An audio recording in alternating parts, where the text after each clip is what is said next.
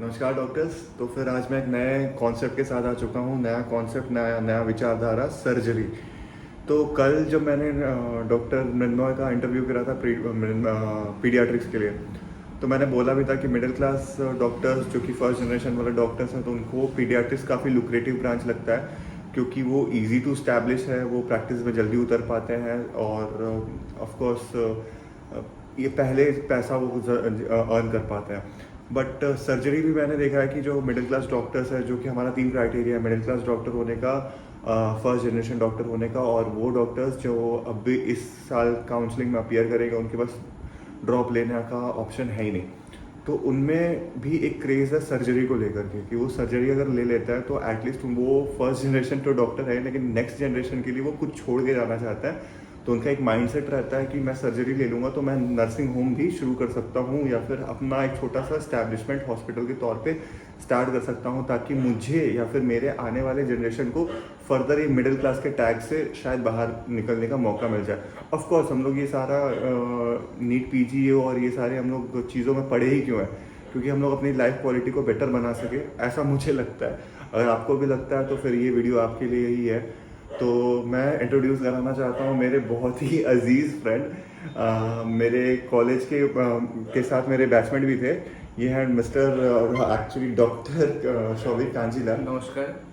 तो Showik DNB pursue कर रहा है, और इन्होंने बहुत ही ब्रेव डिसीजन लिया था डीएनबी का लेने का। डिस्ट्रिक्ट हॉस्पिटल में जाकर इन्होंने डीएनबी उठाया है, ठीक है, आसनसोल डिस्ट्रिक्ट हॉस्पिटल में। तो इनको अपने तरीके का ही एक चैलेंज मिला, और सबसे बड़ी बात ये थी कि ये एक अकेले रेसिडेंट है, सिंगल रेसिडेंट थे अपने ईयर में। इनके जूनियर्स हालांकि ज़्यादा आए हैं, दो आए हैं ना। पहले नेक्स्ट बैच में 2 आया था, उसके नेक्स्ट बैच में और 2 आया था, मतलब 4 इन फर्स्ट ईयर ना। तो इनके पॉइंट ऑफ व्यू से आप ये भी जान सकते हैं कि अगर आप कहीं पे अगर सिंगल रेसिडेंट वीक पढ़ रहे हैं, ठीक है, तो आपके पास क्या क्या चैलेंजेस आने वाले हैं, आप अपनी रेसिडेंसी को कैसे झेलने वाले हैं, और एक अलग ही पर्सपेक्टिव आप इस वीडियो के एंड में आपको मिलेगा समझने को। तो शुरू करते हैं। पूछना हम डॉक्टर शौविक से।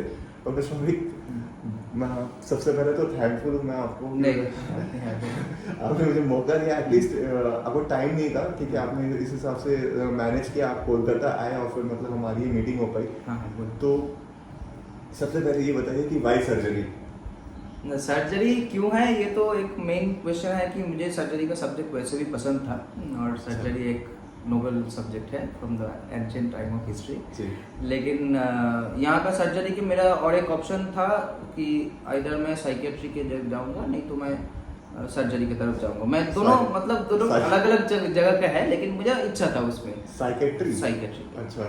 लेकिन उसमें मेरा रैंक के हिसाब से एमडी नहीं मिल रहा था, और डीएनबी अगर मिलता भी तो वो साउदर्न कॉलेज में मिलता, तो वो मेरे लिए लैंग्वेज बैरियर के लिए थोड़ा प्रॉब्लम हो जाता। तो डॉक्टर शौविक, मतलब पहले से जब मैं इनको कॉलेज के ज़माने से जानता था, तो मतलब he was like very artistic person. अपने में रह के कि बहुत अच्छी डायग्राम्स बनाता, ठीक है, कविताएं अच्छी खासी लिखना, और मतलब लोगों के साथ भी इनका कम्युनिकेशन बहुत ही अच्छा था। तो मुझे समझ में आ सकता है कि हाँ, एमडी साइकेट्री के लिए बने हुए थे, लेकिन वहाँ पर लैंग्वेज बैरियर एक प्रॉब्लम हो गया था, घर से दूर भी ये होता। तो मैं देखा कि यहाँ पर जो मैं सर्जरी का भी ऑप्शन दिया था, उसमें डीएनबी सर्जरी में मेरा आ रहा है। अच्छा। तो मेरा देखा कि मैं डिस्ट्रिक्ट हॉस्पिटल के आसनसोल में वहाँ पर आ रहा है, और बाकी शायद और कहीं पर भी मिलता, लेकिन ये मुझे अच्छा लग गया कॉलेज का एनवायरनमेंट और जगह। तो basically you are from Barasat? I am from Barasat, Kolkata के साइड में। और मैं आसनसोल भी उतना भी दूर नहीं है, लेकिन near by to the home, तो I can come at least in one month और 2 मंथ आई कैन कम। अच्छा, मैं बोलने वाला था एक वीक में आने का मौका नहीं, एक वीक में आने का कभी मौका नहीं मिल सकता है, क्योंकि वहाँ पर जाने आने का टोटल डिस्टेंस 5-6 घंटा चला जाता है। तो इसके लिए मैंने घर से दूर भी है, लेकिन उतना भी मैंने एकदम रिमोट एरिया में नहीं मिल रहा है, ठीक है। और मेरा सर्जरी का वैसे भी पहले से ही मैं हाउस टॉपशिप भी सर्जरी में कर चुका था, तो इसके लिए मेरा कंफर्ट जोन था, थोड़ा नेक पैच पहले से ही था मेरा, तो उसमें ये नहीं। और उसके बाद जब मैं घुसा सर्जरी के डिपार्टमेंट में, तब मेरा यहाँ पर एक्वाइंटेड अभी होकर मैं बहुत कंफर्टेबल यहाँ पर हो गया हूँ। बट जैसे मैं मेरी जैसी पर्सनालिटी है, ठीक है, या फिर मैं जिन लोगों को जानता हूँ, एक सिंगल रेसिडेंट हो करके पूरी रेसिडेंसी निकाल पाना, अब तो फाइनल ईयर में हो गए, ठीक है, तो ये तो बहुत ही डिफिकल्ट हो जाता होगा। थोड़ा फर्स्ट ईयर में बहुत डिफिकल्ट तो हो जाता है, लेकिन मेरा जो सीनियर्स थे और मेरा जो जो मैंने बेडेड इंचार्ज थे, वो सब बाकी सर लोग सब मोटा हेल्पफुल ही थे मोटा मोटी मेरे साथ, ठीक है। तो वेरी सपोर्टिव थे, हम लोग का जो गाइड था वो भी बहुत सपोर्टिव था। तो उनका ड्यूटी हम लोग को पूरा ही करना पड़ता था, और बाकी वो जो सर थे उन लोगों का भी हम लोग ओटी में अटेंड करते थे। उनका भी कभी मैंने वीक में एक करके नाइट, मैंने मंथ में 6 करके नाइट हम लोग को ऐसे मिलता था, ऐसे करके हम लोग का एक अरेंज हो जाता था। तो फिर मतलब अगर कभी ऐसा जैसे को पीजीटीज के बीच में ऐसा होता है ना, बातें चलती हैं ना, हम लोग का दूसरा डिपार्टमेंट का पीजीटीज थे, मेरा अच्छा। बाकी गायनी का, पीडियाट्रिक्स का, बाकी सब डिपार्टमेंट, तो उनके साथ बात होता था, सब में घूमने जाते थे। गॉसिप करना हो तो मतलब तो नंबर ऑफ पीपल्स आर कम लेस, बट हम लोग वैसे ही मैनेज कर लेते थे। उसके बाद तो हम लोग का जो जूनियर लोग आया वो भी बहुत नंबर ऑफ पीपल वर मोर, अच्छा तभी बेटर था इसके लिए। तो ड्यूटी आवर्स कैसी पड़ती थी? ड्यूटी आवर्स मतलब हम लोग का नाइट ड्यूटी था 6 इन अ मंथ, ठीक है, 6 इन अ मंथ नाइट था। और एट डेज जो था हम लोग का 4 एट डे एक रोटेशन करके, एक करके एट डे रहता था। उसके बाद हम लोग का बाकी सर लोग वीक में एक एट डे, वीक में एक ही एट डे रहता था। यूनिट वाइज मतलब हम लोग का जो गाइड है, गाइड का अंडर ही हम लोग करते थे। अच्छा। तो क्योंकि एक्चुअली हम लोग का मेन बहुत सारा पीजी तो है नहीं, हम लोग एक ही है, तो उसके अंडर ही जो हम लोग गाइड है उसका ही हम लोग मेन ड्यूटी करते थे। और बाकी जो सर थे उन लोग का भी थोड़ा थोड़ा करके करते, हम लोग का हर रोज काम रहता ही था कुछ ना कुछ। क्योंकि ये सर बोलेगा हम लोग का आज राउंड दे दो, वो सर बोलेगा कि आज हम लोग का मतलब ऐसे करके सबके साथ, क्योंकि उनके हम लोग कोटी में जाते हैं, वो भी हम लोग को बहुत कुछ सिखाए हैं, तो हम लोग भी उनके साथ मैंने करते जितना होता था। हम लोग का एक हो जाता, फर्स्ट ईयर का ही एक प्रॉब्लम है, उसके बाद से जब सेकेंड ईयर से you get time for studying also. तो फर्स्ट ईयर में उतना नहीं टाइम मिलता है, लेकिन सेकेंड ईयर से टाइम हम लोग का निकल आता है। उसके बाद जूनियर का जब आ जाता है तब एम्पल टाइम स्टडी मिल जाता है, ओटी अटेंड कर सकते हैं। और सेकेंड ईयर का एक मेन पार्ट डीएनबी रेजिडेंसी में जाता है, वो है हम लोग का एक सुपर स्पेशलिटी पोस्टिंग रहता है, जो मेरा था एसएसकेएम में था। तो 7 मंथ्स के लिए हम लोग को क्या किया जाता है इंडियन में, हम लोग को एसएसकेएम में ऐसा कोई सुपर स्पेशलिटी हॉस्पिटल में भेजकर uro surgery, plastic surgery, CTVS, neuro surgery, सब कुछ हम लोग का एक मंथ करके वहाँ पर रेजिडेंसी रहता है। अच्छा, तो जैसा कि आप बता रहे हैं कि आपने डिस्ट्रिक्ट हॉस्पिटल लिया, लेकिन आपका 7 मंथ का कौन सा सेकंड ईयर में या फर्स्ट ईयर? सेकंड ईयर में। सेकंड ईयर में 7 महीने, मतलब 12 में से 7 महीने एक ह्यूज टाइम रहता है, वो हम लोग का एसएसकेएम में जाता है। एसएसकेएम में मिल गया, अच्छा एक्सपोजर। हाँ, एसएसकेएम नहीं तो एनआरएस को मिलता है कभी कभी, दूसरे मतलब कोलकाता का मेन हॉस्पिटल में नहीं मिलता है। आपको कहाँ मिला? एसएसकेएम में मिला। एसएसकेएम में मिला था, तब तो फिर बहुत ज्यादा हैंड्स ऑन वहाँ पर एक्सपोजर मिलता है ना। हैंड्स ऑन हम लोग को ज्यादा डिस्ट्रिक्ट हॉस्पिटल में मिलता है एक्चुअली, अच्छा क्योंकि हम लोग का वो मेन हो जाए। और हैंड्स ऑन बहुत अच्छा है डिस्ट्रिक्ट हॉस्पिटल में, ये एक प्लस पॉइंट है एक्चुअली, बोल सकते हो कि डिस्ट्रिक्ट हॉस्पिटल में क्या है, उतना स्ट्रिक्टनेस नहीं है, तो और नंबर ऑफ पीजीटीज कम है, केस तो वैसे रहेगा ही, तो इसके लिए मतलब हैंड्स ऑन बहुत ज़्यादा ही मिलता था एक्चुअली। अच्छा, तो ये मतलब एक जो प्लस पॉइंट है, क्योंकि जो मैं सुना हूँ कि कॉर्पोरेट हॉस्पिटल्स में हैंड्स ऑन कम देता है, क्योंकि जो पीजीटीज है अगर कोई गलती कर देगा तो ये बहुत रेसिडेंट्स पर भारी पड़ेगा। किंतु यहाँ पर जो गवर्नमेंट है यहाँ थोड़ा लीनियंट है एक्चुअली, ऐसा नहीं है कि गलती कर देगा तो कोई प्रॉब्लम नहीं है, लेकिन थोड़ा लीनियंट है यहाँ पर। तो इसके लिए ज़्यादा फर्स्ट ईयर पीजीटीज को भी फर्स्ट ईयर से जब घुसते हो तो 1 महीने के अंदर हाइड्रोसिल सिखाए देते हैं, उसके बाद धीरे धीरे फाइब्रोएडेनोमा, सर्कमसिशन, तारपरे धीरे धीरे हेमोरॉइड, ये सब करते करते स्टार्ट होता है। फर्स्ट ईयर के एंड तक सब लोग हर्निया, अपेंडिक्स एटलीस्ट सीख ही जाता है, ठीक है। हम लोग का जूनियर जॉब फर्स्ट ईयर में वो लोग भी सीख गए हैं, हम लोग को इक्विपमेंट सारे लेटेस्ट वगैरह है। हाँ, वो सब भी होता है। हम लोग का मिनिमल इन्वेसिव सर्जरी, लैप्रोस्कोपी होता है। ये हॉस्पिटल में डिस्ट्रिक्ट लग रहा है, लेकिन यहाँ पर लैप्रोली हर डे में होता है। अच्छा, लेप्रोस्कोपिक हार्निया रिपेयर होता है, लेप्रोस्कोपी अपेंडिक्स होता है, लेप्रोटोमी, बहुत सारा जो इमरजेंसी केस आता है सब लेप्रोटोमी होता है, रिसेक्शन एनास्टोमोसिस, इलियोस्टोमी होगा, ई परफोरेशन का, मतलब सब ऑपरेशन यहाँ पर जो हो सकता है एक पेरिफेरल हॉस्पिटल में, वो सब कुछ होता है। ये तो मैं समझ रहा हूँ कि आपको हैंड्स ऑन अच्छा मिलता होगा, but when you go to the मतलब अदर हॉस्पिटल्स लाइक एसएसकेएम, तो वहाँ पे कुछ इंफीरियरिटी कॉम्प्लेक्स नहीं लगता होगा? क्योंकि वहाँ पे बहुत सारे पीजीटी, वहाँ पर जो है वहाँ पर बाकी लोग पीजीटी नहीं है, वो हम लोग के सीनियर है, क्योंकि वो लोग एमसीएच कर रहे हैं। अच्छा, तो एमसीएच वाले लोग ही वहाँ पर हम लोग का मतलब भैया जैसे थे। अच्छा। तो वो लोग भी ये कहते, वो लोग को भी बहुत कम मिलता है फर्स्ट ईयर में। तो वहाँ पर प्राइमरी जब जाओगे कुछ दिन के लिए तुम्हें ड्रेसिंग वगैरह करने को मिलेगा, ब्लड खींचने के लिए मिलेगा, ये सब पहले अच्छा, मिलेगा। तो उसके बाद अगर तुम लगे रहो तो तुम्हें कुछ देर के बाद तुम्हें ये you have to earn that मतलब हाँ, क्योंकि तुम एक दूसरे कॉलेज से वहाँ पर जा रहे हो तो तुम्हें थोड़ा एक ये रहता है कि वो लोग सोचते हैं कि बाहर से इसमें आए। मतलब ऐसी बात भी नहीं है, एज अ ह्यूमन भी अगर हमारे मतलब हम जेनेटिकली हम लोग ऐसे ही डिजाइंड एवोल्यूशनरी कि बाहर से अगर कोई आता है तो वो उसको पहली बार में वो नहीं कर देते, मतलब you have to gain their trust. और वो लोग का थोड़ा आई थिंक थोड़ा उन लोगों का भी सुपीरियरिटी है कि वो लोग सोचते हैं कि ये डीएनबी का डाइट क्या है, मतलब ये तो ऐसे- ये है पीछे रह गया होगा ऐसा। तो ऐसा कुछ ये है, लेकिन हम लोग को वहाँ पर माने हैंड्स ऑन एक्सपोजर प्रॉपर्ली मिलता है। हम लोग ये नहीं तो- हम लोग उसके बाद अगर सेकेंड ईयर के बाद जब हम लोग वापस आते हैं उसके बाद हम लोग का जो लेप्रोस्कोपी में स्टार्ट होता है करवाने का, तो लेप्रोस्कोपी पहले कुछ दिन मानते हैं ट्रोकार्बोसाना का है, उसके बाद कुछ मंथ से धीरे धीरे करने का देगा, तो लास्ट तक हम लोग का लेप्रोस्कोपी का एटलीस्ट कोलेसिस्टेक्टोमी सीख कर ही निकलता है, हम लोग का सीनियर भी निकले हैं ऐसे करके। तो एक्सपोजर और मतलब पेक्यूलियर सर्जरीज जो कहीं पे नहीं होती है वहाँ पे भी आती है, वो ऐसा कुछ मिलता है क्या? हाँ, कभी कभी तो मतलब बहुत सारे डिफिकल्ट सर्जरी भी यहाँ पर होता है जो पेरिफेरल हॉस्पिटल में उतना नहीं ये है, क्योंकि जैसे थायराइड का हो गया, फिर हम लोग का बहुत सारा ऑपरेशन हुआ है। अच्छा, यूरो का हम लोग का एक सर है वो भी बहुत अच्छा करते हैं, मतलब यूरेटरोस्कोपिक जो लिथोट्रिप्सी है, अच्छा, वो- लिथोट्रिप्सी, हाँ, हाँ। वो सब वहाँ पर करता है। ठीक है, ओपन का किडनी स्टोन सर्जरी किया है। अच्छा, सीउडोसिस्ट ऑफ पैनक्रियास का किया है। अच्छा, तारपरे हम लोग का जो थायरोग्लोसल सिस्ट वगैरह, मतलब बहुत सारा ये किया है, बहुत मतलब ऐसा नहीं है कि मन कुछ नहीं ऐसा होता नहीं है, बहुत सारा हैंड्स ऑन मिला है, देखने का भी बहुत सारा कुछ मिलता है। मतलब पेरिफेरल कॉलेज एक मतलब दूसरा काइंड का एक्सपीरियंस है कि यहाँ पर तुम्हारा क्रिटिकल केस उतना मतलब जो इस स्कीम में जो जैसा मिलेगा हाँ। वहाँ का डिस्ट्रिक्ट हॉस्पिटल नहीं मिलेगा, लेकिन तुम you can connect to the roots, you can connect to the people. काम चल जाता है, फीलिंग भी अच्छी आ जाती होगी। जो पेशेंट जो पहला एक्सीडेंट करने के बाद जहाँ पर आता है वो हम लोग का मेन जगह यही है। उसके बाद हम लोग अगर प्रॉब्लम है तो हम लोग रेफर करके क्या रेफर कौन से केसेस को रेफर कर देते हो आप लोग?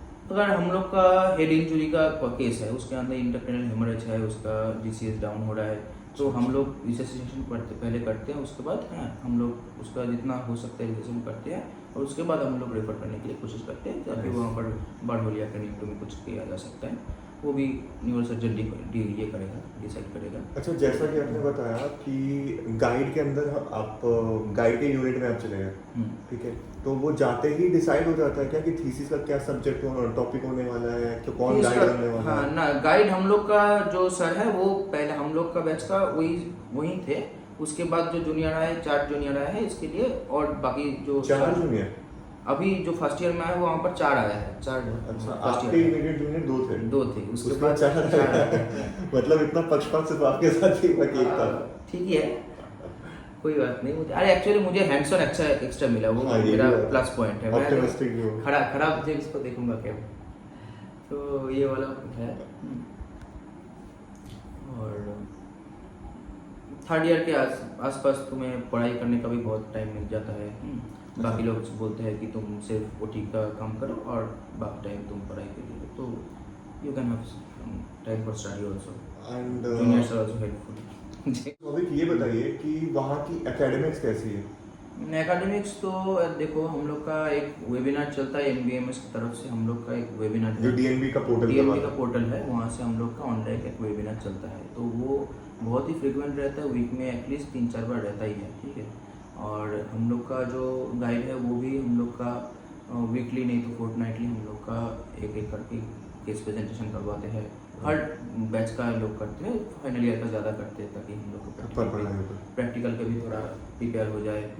वहाँ पर एग्जामिनेशन करने के लिए कभी हार्निया, कभी ब्रेस्ट, कभी थायराइड, कभी ऐसे करके हम लोग केस प्रेजेंटेशन देते रहते हैं। तो ऐसा नहीं है, क्या कहते हैं कि जब लोग अगर कोई अभी डीएनबी लेना चाह रहा होगा, ठीक है, और वो भी सर्जरी, वो भी पेरिफेरल कॉलेजेस में, तो सबसे डिफिकल्ट चॉइस होता है किसी इंसान को बनाने के लिए। वो सोचेगा कि भाई अगर मैं एमडी रहता तो भी मैं ले लेता, लेकिन अब मैं पेरिफेरी से कर रहा हूँ तो ऐसा तो नहीं होगा कि मैं पास ना हो पाऊँ कुछ ऐसे टेक्निक में, क्योंकि जोन्स तो अलग होंगे ना। पास तो डीएनपी का पढ़ाई करके ही पढ़ना पड़ता है, ठीक है, खुद से पढ़ाई करो कि कोई पढ़ा दे पढ़ाई करो, लेकिन सब डीएनपी का ऑन योर ओन। तो ये लोग हम लोग का ऐसा नहीं है कि कोई धमकी देगा कि हम लोग का काम नहीं करोगे तो फेल करवा देंगे, ऐसा कोई कर नहीं सकते, क्योंकि डीएनपी का कम्प्लीटली मैंने खुद से पढ़ के पास करने का ऐसा ही है, ठीक है, प्रैक्टिकल मैं भी कह बाहर रहा होता हूँ कि है। जैसे कि चलो थ्योरी तो मैं समझ में आ रहा है कि डीएनबी की थ्योरी थोड़ी सी डिफिकल्ट होती है, उसके बाद ही आप प्रैक्टिकल के लिए एलिजिबल होते हो। हाँ तो उसके बाद जैसे प्रैक्टिकल के लिए मैं जा रहा हूँ, ठीक है, मेरा जोन दे दिया दिल्ली में, ठीक है, तो दिल्ली वाले तो टीचर्स थोड़े से वो होते हैं, उनको चाहिए कि यार ये सारे स्पेसिफिक चाहिए एकदम हाँ, मुझे। तो वो थोड़ा सा सोच के चलना पड़ेगा नहीं। देखते हैं क्या होता है प्रैक्टिकल के एग्जाम के पहले, तो हम लोग बता नहीं सकते, अभी देखा नहीं है ऐसा कोई। हम लोग का सेकेंड ईयर में एक हुआ था, वो फैट एग्जाम रहता है हम लोग का, फॉर्मेटिव एसेसमेंट टेस्ट, वहाँ का हर ईयर में ही रहता है एक्चुअली। तो इसको हम लोग का यहाँ पर आकर देना पड़ा था, कोलकाता में आकर देना पड़ा था। बाकी सब तो और पहले फर्स्ट ईयर का इंटरनल एग्जाम था, ऐसा करता है। टॉक्सिसिटी का क्या हिसाब होता है वहाँ पे?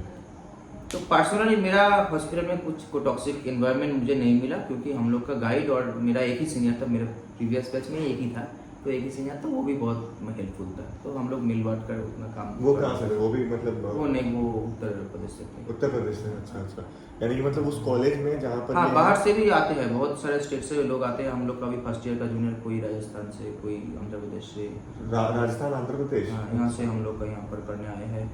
और देखो, प्लस पॉइंट नेगेटिव पॉइंट दोनों ही है डीएनबी एक पेरिफेरल कॉलेज हॉस्पिटल में। क्या है कि यहाँ पर तुम्हें प्लस पॉइंट है कि बहुत सारा हैंड्स ऑन मिलेगा, ठीक है, और उतना पेशेंट का लोड भी उतना माने कंपैरेटिवली कम रहेगा, ठीक है, एक मेडिकल कॉलेज के ये कंपैरिजन में। लेकिन नेगेटिव पॉइंट भी है कि तुम्हें उतना एक जगह है जहाँ पर तुम्हें बहुत सारा क्रिटिकल केस नहीं देखने को मिल रहा है, क्योंकि तुम्हें ये बाहर रेफर होते जा रहा है, ठीक है। और थोड़ा यही है, उतना नेगेटिव पॉइंट मुझे लगा नहीं कुछ कभी। एकेडमिक्स का थोड़ा आई थिंक इसको तुम बोल सकते हो कि हाँ। मेडिकल कॉलेज में ये होगा, लेकिन डीएनबी का और एक प्लस पॉइंट है कि इसको बॉन्ड कुछ नहीं है, बॉन्ड कुछ नहीं। ये वाला एक डीएनबी का प्लस पॉइंट है। मतलब जिस दिन आपकी तीन साल खत्म होते हैं, आपको आप किसी तरह मर आगे पास कर मैंने देते हो, you उसके can- बाद उतर जाओ मार्केट में। तो वो एक प्लस पॉइंट है कि तुम्हें बॉन्ड का कोई ये नहीं है। और थीसिस आप कौन से टॉपिक पे कर रहे हैं? मेरा थीसिस का टॉपिक है कि ये जो एक लेप्रोस्कोपिक कोलेसिस्टेक्टमी होता है, गॉलब्लैडर का सर्जरी, उसको हम लोग ओपन कोलेसिस्टेक्टमी में जो कन्वर्ट कर रहे हैं, वो कन्वर्ट करने का क्या इंसिडेंस है, क्या रिस्क फैक्टर है, उसके ऊपर हम लोग रिसर्च कर रहे हैं। अच्छा अच्छा। मतलब बहुत सारे केस रहता है कि हम लोग लेप्रोस्कोपी करने के लिए हम लोग घुसे, उसके बाद देखें कि वहाँ पर डेंस एडिशन हो गया है या फिर क्लिप लगा है, वो क्लिप का स्लिपेज हो गया। तो इस कॉम्प्लिकेटेड केस में हम लोग को लेप्रोस्कोपी से हम लोग को ओपन कोलेसिस्टेक्टमी करना पड़ता है। तो उसके लिए क्या क्या रिस्क फैक्टर है, क्या क्या क्लिनिको पैथोलॉजिकल, उसका स्टडी है हम लोग का किया है। अच्छा, चॉइस फिलिंग अगर कोई करना चाहेगा, ठीक है, अगर सपोज करो कि किसी का रैंक है 13,000 से 20,000 के बीच में, ठीक है, तो वो सर्जरी लेने का ये सोच रखा हुआ है, तो उसको सबसे पहले वो एमएससी करेगा। हाँ, पहले तुम लोग का तो पहले जो सब लोग एमएस का ट्राई करते हैं, ठीक है, तो एमएस का अगर नहीं आ रहा है रैंक में, क्योंकि मेरा भी तो जनरल कैटेगरी का था, तो वही 15,000 के आसपास वहाँ पर रैंक था। तो अगर वहाँ पर बाकी सब्जेक्ट नहीं था और तुम्हें सब्जेक्ट अगर स्पेसिफिक है कि ना, ये पहले सोचना है कि बाकी सब्जेक्ट के लिए तुम एमएस मिल भी सकता है, बाकी कोई सब्जेक्ट के लिए बाई एमडी मिल सकता है। हाँ। ये रैंक में, लेकिन तुम्हें वही सब्जेक्ट चाहिए कि नहीं, वो तुम्हें पहले प्रायोरिटी सोचना पड़ेगा। और तो पहले सबसे ब्रांच को प्रेफरेंस ब्रांच का अगर प्रेफरेंस दे रहे हो तो तुम डीएनबी सर्जरी ले सकते हो, ठीक है। अच्छा। और अगर दूसरा मैंने सिर्फ एमडी या एमएससी तुम्हारा मेन ये है, तो और योर सब्जेक्ट इज फ्लेक्सिबल, तो ऑर्डर क्या होना चाहिए? आपने क्या भरा था? मैं जब भरा था तो एमएस का पहले भरा था, उसके बाद डीएनबी इन गवर्नमेंट कॉलेज, उसके बाद डीएनबी इन प्राइवेट कॉलेज, तो मेरा गवर्नमेंट में आया। गवर्नमेंट में? तो वो एक मेरा एक प्लस पॉइंट है कि तो गवर्नमेंट। मतलब ये आपने डीएनबी अपोलो वगैरह से भी मैं गवर्नमेंट में पहले दिया था, मेरा पहले गवर्नमेंट में ही दे दिया था? क्योंकि मैं पहले से भी गवर्नमेंट कॉलेज से पास किया हूँ, हाउस टेस्टिंग इंटर्नशिप सब। अच्छा अच्छा। मेरा गवर्नमेंट कॉलेज में रहने का ज़्यादा इच्छा था। और ज़्यादा चाहते थे मतलब हैंड्स ऑन में ज़्यादा काम Hands-on में भी, डॉक्यूमेंटेशन हाँ। के चक्कर में ना पड़े। ऐसा कुछ नहीं, वहाँ पर भी डॉक्यूमेंट करवा देते हम लोग, गाइड तो बोल कर आरटीए का सब केस का पूरा डॉक्यूमेंटेशन सब करवा देते, तो ऐसा कुछ नहीं है। लेकिन अच्छा। तो मेरे हिसाब से प्लस पॉइंट ही लगा, इसके लिए मैं चूज किया था। तो अभी बहुत सारे लोग बोलेगा कि ये वाला नहीं है अच्छा, वो वाला नहीं है, ठीक है, लेकिन देखो वहाँ पर आजकल का जो ज़माने में सब लेप्रोस्कोपी से ही जो मेन सर्जरी होता है, सब लेप्रोस्कोपी, यहाँ पर सब लेप्रोस्कोपी का ही होता है, तो बेसिक सब कुछ ठीक है। एक बात बताइए डॉक्टर सौबिक, रेड फ्लैग्स क्या है? जैसे कि मतलब मैंने किसी ने ले लिया, लेकिन ये पता होना चाहिए कि ये सारी चीज़ें मुझे देखने मिलेगी और ये सब की चीज़ मैं रेडी हूँ, अब मैं जाना चाहता हूँ इस फील्ड में आगे।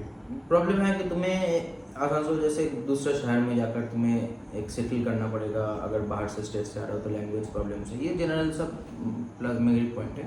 कुछ कुछ चीज़ें जैसे कभी कभी ओटी बंद हो जाता है क्योंकि कभी कभी एनास्थेशिया जो डिपार्टमेंट है वहाँ का लोग शॉर्टेज हो जाता है, कभी कोई नौकरी छोड़ देता है, कभी प्रॉब्लम आ नहीं, ठीक है, तो ट्रांसफर हो जा रहा है। हाँ, तो ऐसे करके कभी कभी anaesthesia department says that we will not allow full duties from this period to this period until another recruitment comes। तो तब उस टाइम मैं जब गया था तब मेरा 1-1.5 महीने 2 महीने almost I had to do only local anaesthesia cases like hydrocele and minor cases, I had to do only that, ठीक है। और बाकी उसके बाद फिर से 1-2 बार ऐसा हुआ है, ठीक है। तो ये एक छोटा मोटा प्रॉब्लम जो पेरिफेरल हॉस्पिटल में होता है, वो उसको मतलब मद्देनजर रख के आगे बढ़ना है। हाँ, कुछ कुछ चीज़ होगा, इमरजेंसी केस अगर रहेगा तो उसको भी मैंने मैनेज करने में थोड़ा ये है, हम लोग का उतना फैसिलिटी नहीं है, आईसीयू का उतना अच्छा नहीं है, इसके लिए हम लोग उतना क्रिटिकल केस कर नहीं सकते कभी कभी, ठीक है। ये सब बेटर अगर ये रहता, नहीं तो बाकी सब लोग का जो सर लोग है सबको एक मतलब ऐसा कोई सीनियर जो कि अभी निकलने के बाद अच्छा हैंडसम पैसे कमा रहा है। मेरा जो सीनियर है वो खुद ही जा रहा है, उसका खुद का ही हॉस्पिटल है, खुद का ही हॉस्पिटल है, तो अच्छा। उसका तो पहले से ये है, मेरा तो फर्स्ट जनरेशन है, तो इसके लिए कोई बैकअप नहीं है, लेकिन ठीक है, कोई बात नहीं, हो जाएगा। लेकिन उनका जैसे वहाँ पर सीख कर गए हैं तो उसका खुद का हॉस्पिटल में वो वो तब तो फिर मिले मिलाए केस मिल जाएगा, हाँ। तो कोई दिक्कत ही नहीं है कोई। And he is doing research in AIIMS also another. तो और ये बताइए कितना एक अगर सर्जन बनने के बाद लाइक कितना टाइम लगता है फुल्ली एस्टैब्लिश होने में? लाइक जैसे पर्सन टू पर्सन वेरी करता है, उसका प्रीवियस बैकअप रहेगा, तीन मतलब 2 या 3 रिक्वायरमेंट होता है। एक तो घर होना चाहिए, एक गाड़ी हो जानी चाहिए, एक बाड़ी हो जानी चाहिए, और एक मतलब ये सब मैं नहीं सर जा पाता है, पता है मुझे क्या होगा। और हाँ, एक इम्पोर्टेंट क्लॉज है कि अच्छे घर में शादी हो जानी चाहिए। वो तो सब ये सारी मुझे- चीजें के लिए कितना टाइम लग वो जाएगा? सब मुझे नहीं पता, वो देखकर बताना पड़ेगा कितना होगा। मैं खुद का अगर जिंदगी जितना तक देखता हूँ उसके बाद देखता हूँ, पता नहीं, ये वाला मैं नहीं बोल सकता कि कितना दिन में होगा। आप अगर लेकिन बंगाली में ट्राई करिए इस चीज को समझाने का। না না বোঝানোর কিছু নেই, ওরা মানে যার যেরকম যে যেরকম ভাবে করতে পারে, কেউ কেউ প্রিভিয়াস ব্যাকআপ থাকে তারা একটু তাড়াতাড়ি অ্যাক্সিলারেট করে যায়, হ্যাঁ, আর যারা ইয়ে থাকে বা অন্যান্য জায়গায় কেউ গভর্নমেন্টে জয়েন করে, কেউ প্রাইভেটে জয়েন করে, বিভিন্ন জায়গায় বিভিন্ন রকমভাবে প্রসপর করে, কারণ সবার মানে ক্যারিয়ারের গ্রাফ একই রকম না, এক একটা একই রকম ভাবে চলে।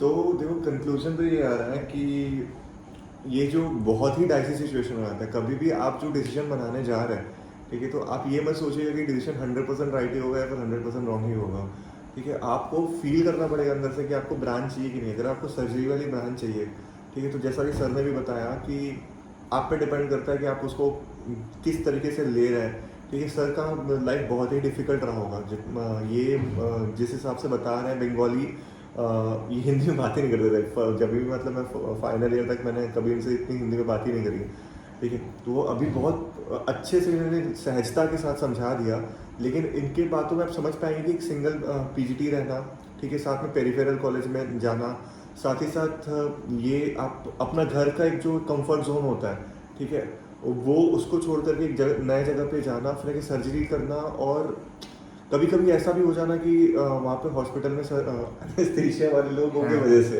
दूसरों की वजह से आपका मतलब यहाँ पे काम थोड़ा सा रुका पड़ा है, ठीक है।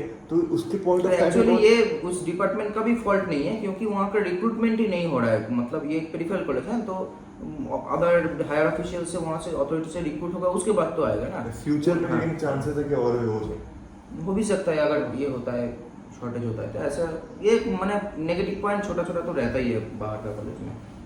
तो दिस इज द थिंग कि अगर इतना सब झेलने के बाद आप तैयार हो, ठीक है, तो आपको पहले से ही माइंड बनाना पड़ेगा कि भाई मुझे क्या चीज़ मुझे तैयार बना रही है, मुझे कौन सी ऐसी चीज़ है जो कि आगे बढ़ने के लिए मजबूर कर रही है। That is your love for the branch.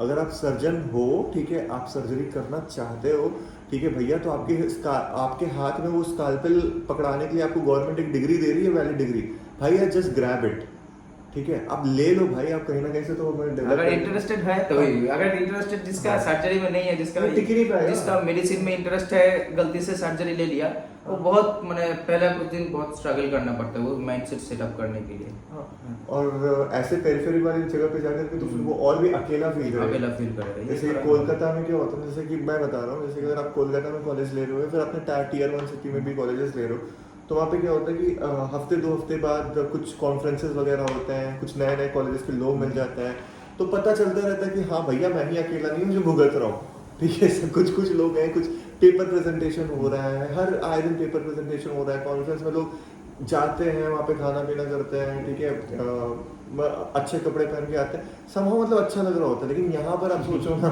एक कॉन्फ्रेंस यहाँ पर भी होता है, हम लोग भी 2-3 कॉन्फ्रेंस गए हैं, मतलब वहाँ पर भी मेडिकल रिप्रेजेंटेटिव वगैरह थे, खाना पीना सब था, मतलब अच्छा ही है, उतना खराब भी नहीं था, मेरा एक्सपीरियंस उतना खराब कुछ नहीं था।